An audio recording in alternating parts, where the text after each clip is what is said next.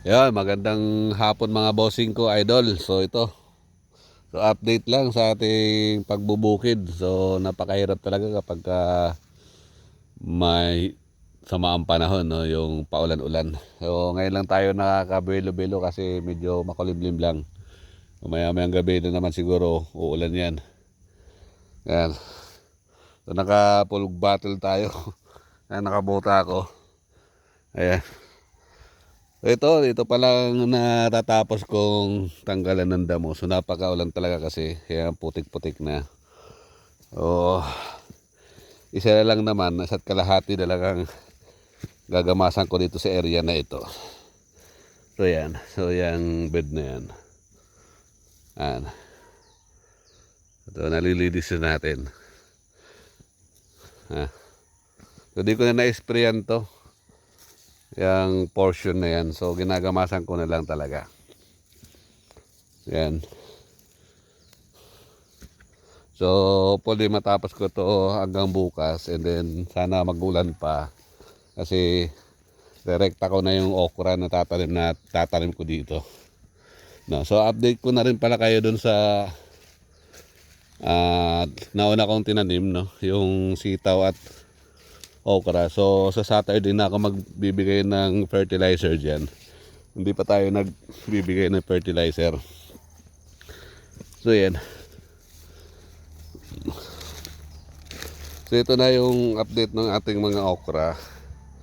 Yan, nagkakadahon na sila, nagre-recover na, no? Yan, no? So ito ay pang 5 days na. Yung ano natin is 1 week na yung sitaw. So yan, sa Saturday magpapataba ako. So ang available ko lang na fertilizer dyan is yung ammonium sulfate, no? Yung 2100. Yan, yun lang ang mabibigay ko sa ngayon. Saka yung complete, so later on na lang yun. Kailangan din naman ng okra, and then itong sitaw natin is more on nitrogen pa. So yun lang ang available ko sa ngayon. So marami pa kasi ako doon, more than half sack pa. So yun na muna ibibigay ko. Yan.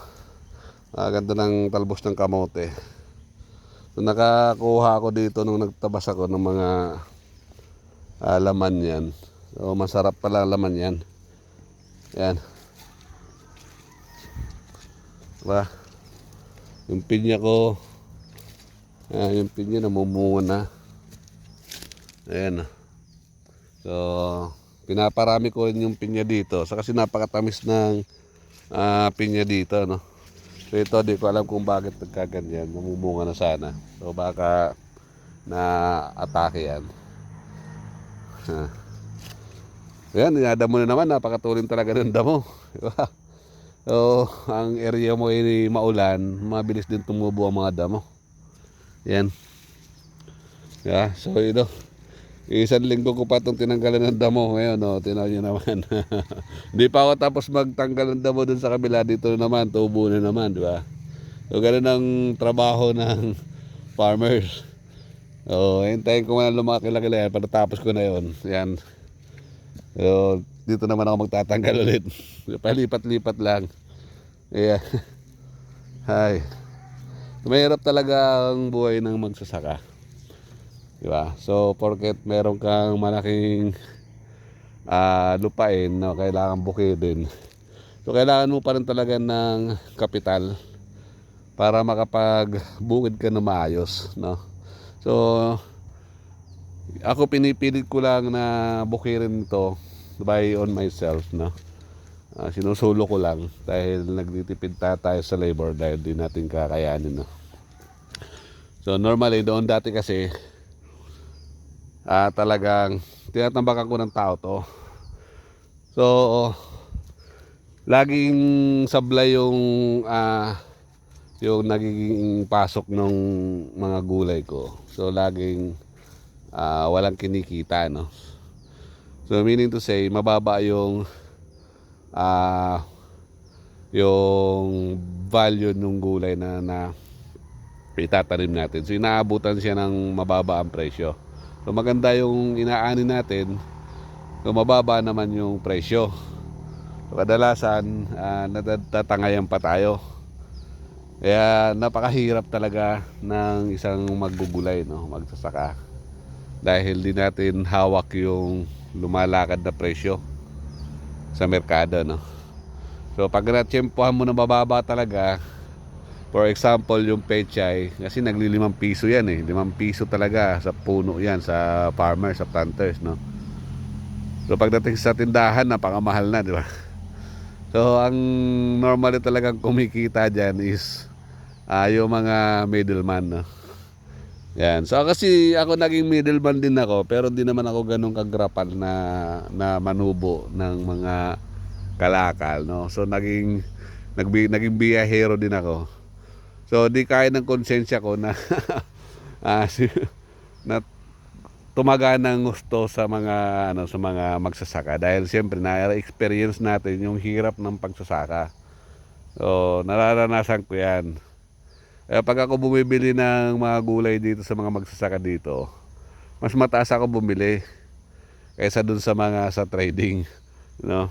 Sa trading kasi mababa niya bumili. So ako nagpa-plus 10 ako para lang makuha ko yung item, no? So halos sila ganun ang mga magtatanim diyan. Ako na ang hinahanap dahil siyempre mas mataas nga ako bumili. So kahit kumita ako ng konti, okay na. Ganun tayo, no? So hindi ako nagpapayaman agad, no? So okay na yung kumita ka sa eksaktong araw na pasweldo sa iyo, no? Pwede na yon. So at least mayroon tayong itusdos doon sa service natin, meron tayong ilalaan natin yon, i-allocate natin lahat ng expenses doon, yung diesel, tapos yung simple yung monthly niya. So iaawas natin yon, yung monthly maintenance niya. Siyempre lalagyan natin ng budget yon pag ginagamit mo yung service, no. So, yung mga gulong kasi siyempre papalitan natin yan, tapos mag-change oil tayo. Marami rin gastusin talaga sa sasakyan. So ganoon din sa mga pagtatanim, no. Yan. Sa pagtatanim kasi hindi lang talaga biro-biro, no? So yan, marami tayong kalamidad na dumarating, and then at the same time yung mga insekto, nandiyan, mga kalaban natin yan. Hindi natin may iwasan. Ayan. Kaya ako, nung naging biyahero ako, hindi naman ako ganun tindi talaga tumubo, no. So naging suki ko ang mga taga-Arangke Market. Yan, sa saktong presyo, no. Halos magpantay lang kami ng Divisoria talaga ng presyo. Ang kalamangan ko lang sa Divisoria nung time na nagbibiyaya ako, dahil doon sila napapagod. So direct ako nung sila binababa sa kanilang mga pwesto. Yan, binibaba ko sila, nag-order sila sa akin. So kung ano in-order nila, yun bababa ko. Yun lang order, yun ang kukunin ko, no. Ganun lang tayo. Di ako nagpapasobra. Papasubra ako pa minsan-minsan, pero di masyado, dahil ayoko rin malugi tayo, no. Siyempre naghihirap tayo, malayo din ang Lukban. From Lukban, Quezon to Manila, no, so Arangke. So marami pang kalaban dyan pagdating mo sa Arangke. So tapos mahirap pang maningil, di ba? Sa mga suki na hindi masyado agad nagbabayad, no? So yung mga hindi nakapagbayad sa akin noon ay sa taas na bahala sa inyo. Ayan. Ayan. So maraming mga hindi nagbayad sa akin doon. So yan. Natigil na kasi ako, kaya ganun. Mula nung bago mag-pandemic, ay nag-pandemic pala. Ayan. So napag-initan ako dito. So ng barangay. Kaya ayan. Balik tayo sa lupa muna. Maglulupa muna tayo ngayon. Ayan. So ito muna ang asikasuhin ko. So pahinga muna ako sa manok. Ayan. Dahil kakunti ang manok natin na panlaban. So di talaga ako nagbebenta. So kakunti yung na-produce ko. So kakunti lang din naman ng nailaban natin. Ayan. So, magbubukid muna tayo. Pag natapos ko ito, okra, ito pupunuin ko ng okra. Ito, isprayan ko lang to, sa next week ko na gagawin yan. Unahin ko lang to para magkaroon ng alternate, no. So 1 week siguro, pagitan 2 weeks. Malaki na dito, so bago pa lang tutubo dito. Para staggered, no. Pag natapos dito, meron pa dito sa kabila. Ganun. Kasi mahirap pag sinagsabay ko to lahat. Nagsabay ko lahat to. Pag nagdidilig ako, maganda nga pa nga panahon pa yun. Paulan-ulan, nakakalibre pa ako ng pagdidilig. So 7 days na, 5 days na pala nag-uulan. So nakakalibre ako ng dilig doon. Yan. So mahirap pagka mano-mano ko hihirapan didiligan to. Ayoko naman gumamit pa ng water pump kasi syempre di natin alam ang presyo na. Ayoko nagtatanim kasi talaga ng okra kasi nababa ang presyo. Mababa ang presyo ng okra. So ang normally kong tinatanim is yung ganito, yung pipino, yung Japanese cucumber natin. So kasi ang pinakamababa dito is 50 pesos. Sulit ka na dito sa Japanese cucumber. Yan. So ito, namumunga.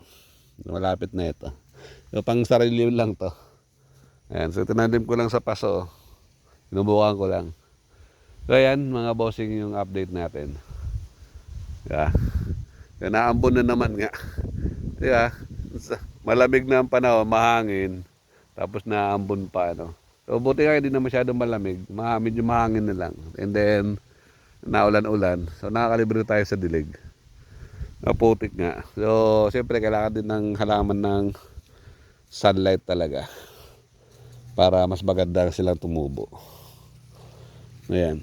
Yan, tatapusin ko lang yung isa and then go na ako magtatanim ng okra. Ayan, tinutubo na naman yung damo. Yan.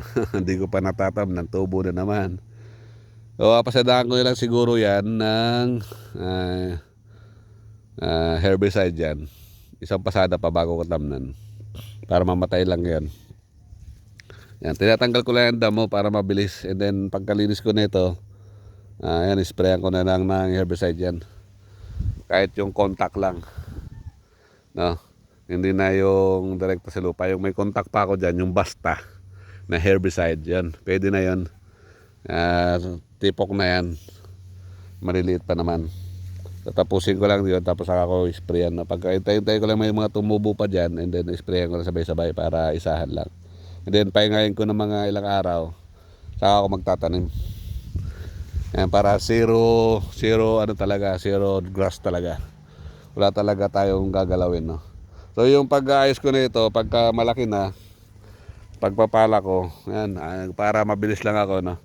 So pagka ito, tinan nyo ito, yung tinalim ko lang dito sa paso, malaki na agad, oh. Ang ganda. 'Di ba? Ano na to? Bansot na to. Oh, lumalapad pa, 'di ba? Oh. Ganda na. Oh. So yan, 1 week pa lang. Oh, lumaki na yung mga kasama ng liliit. Dito pa nga yung iba.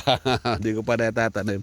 Mas maganda pala yung nababansot, oh. Yan, mga ganyan nababansot, oh. Hintayin yung pagganda niya, namumulaklak na, oh. Tatanggalin ko lang yung bulaklak ngayon pagka tinanim ko. Para maging bata ulit. Ayan. Ayan, tingnan nyo. Patunay. Naganda pa. Naganda pa yan. But more pa yung ide-direct ako sa lupa.